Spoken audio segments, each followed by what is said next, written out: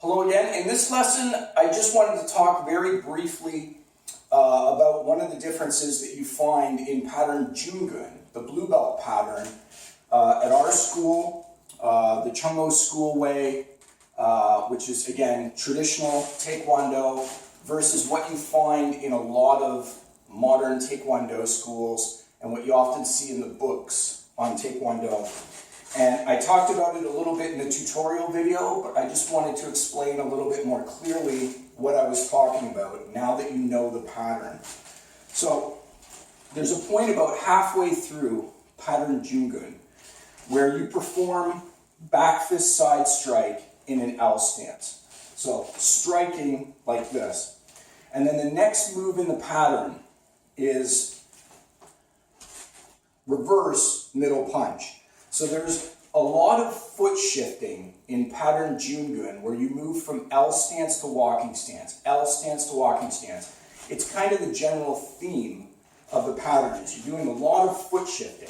So from an L stance to a walking stance, teaching students the value of how to do that foot shift and why. Now, a lot of schools, what they will do is after the back fist side strike, they will drop their hand down like this. And their philosophy or their thinking behind it is that they're escaping from a wrist grab. So I didn't want to bore you with all this detail in the tutorial video, but this is what they're doing. So they drop their hand down as if they're escaping from a wrist grab. So as if their back fist side strike was grabbed by an opponent. So you have to understand how unlikely that scenario is from the very beginning, that a back fist side strike is actually one of the fastest techniques that we have. So when you fire your hand out there and strike, it's there and gone already before your opponent even, they'll be lucky if they can get a hand in the way to even block it, a back fist side strike, let alone try and squeeze in a wrist grab and clench your wrist before you can withdraw. So for all intents and purposes, it's never going to happen, okay? So it's never going to get grabbed. So that's number one. Number two, we don't plan to fail. We plan to succeed. So you don't go into a technique with the philosophy that I'm going to do a back fist side strike. My back fist side strike is going to fail, and therefore my opponent's going to grab it. And so now the next move is I'm going to have to break out of their wrist grab. If you know your technique is going to fail, why do it at all at that point, right? So it's a silly philosophy. We don't do techniques at our school knowing that the technique is going to fail and that our wrist is going to get grabbed, and then we're going to have to do a follow-up technique to try and get out of it. That's not the philosophy. The philosophy is your technique is going to succeed, always. Your technique is going to succeed, and we're going to follow it up with another attack immediately afterwards. But going deeper into it, even if your wrist got grabbed in the manner in which they show in the text and some other videos, you're never going to be able to break out of it doing this. So this movement here would never get you out of the wrist grab that they show in the textbooks. Never.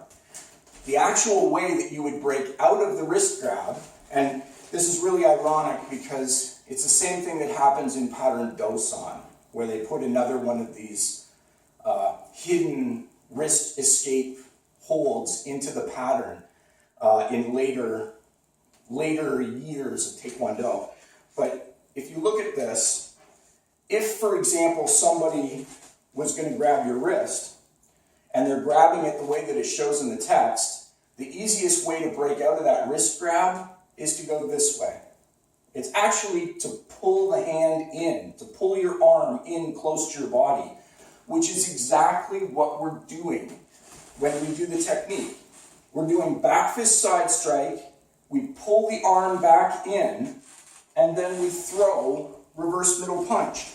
So if somebody grabbed that wrist, the optimum way to break it the way to escape from the grab is not to go this way. The way to escape from the grab is to go this way, out. So back fist side strike, this would break the wrist grab. And then you throw the punch.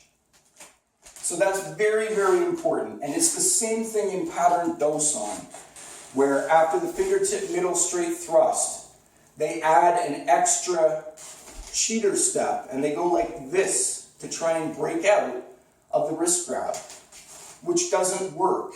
This motion forward and here does not break you out of the wrist grab. The way that you break out of that wrist grab, as it's shown in the text, again, is you go down.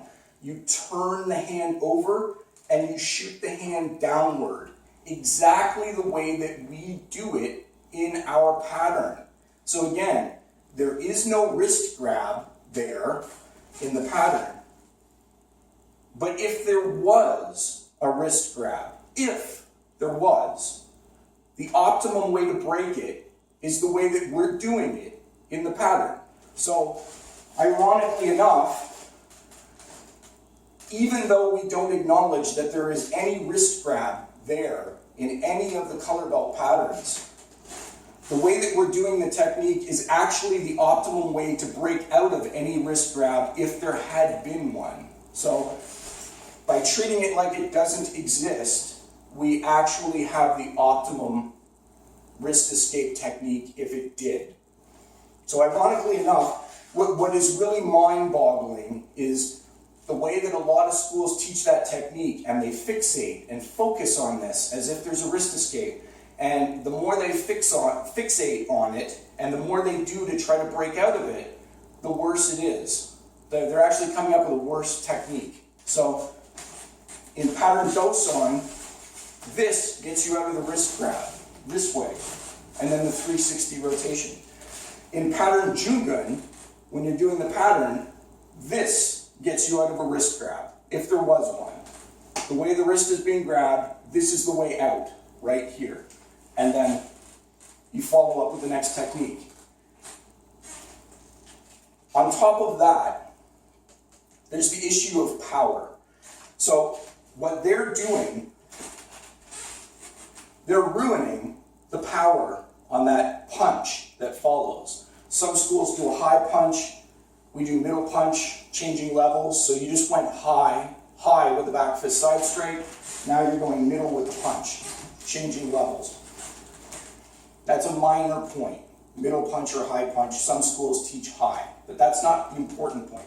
The important point is that after the back fist side strike, because they wasted a movement by doing this and shifting to walking stance, now they have lost the bulk of the power on their punch that follows. Whether they go middle or high, because they're now in a stationary position, they've now lost the power on that middle punch.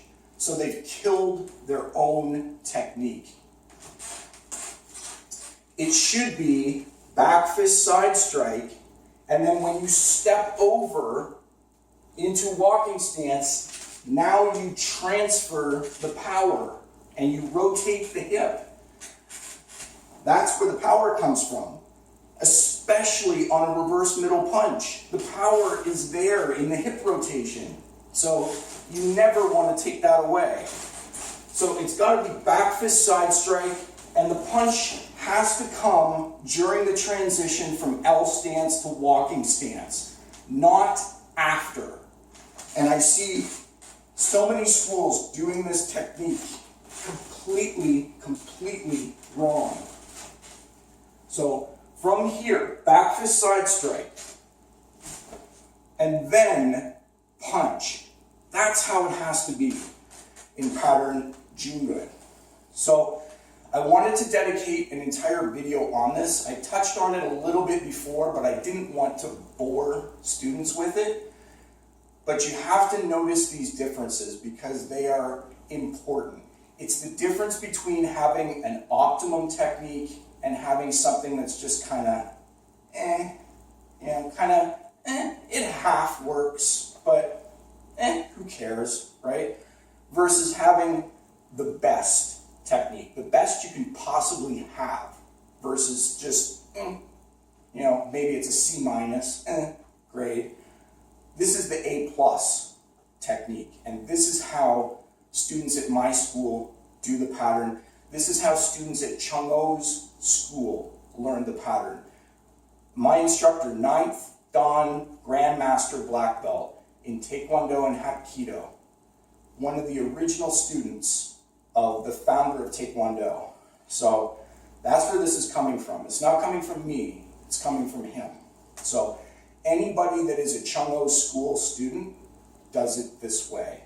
So that whole branch of Taekwondo, one of the oldest branches, maybe the oldest branch of Taekwondo that still exists, that's how we do that pattern, and that's how you should do it too. So, until next time, thanks for watching.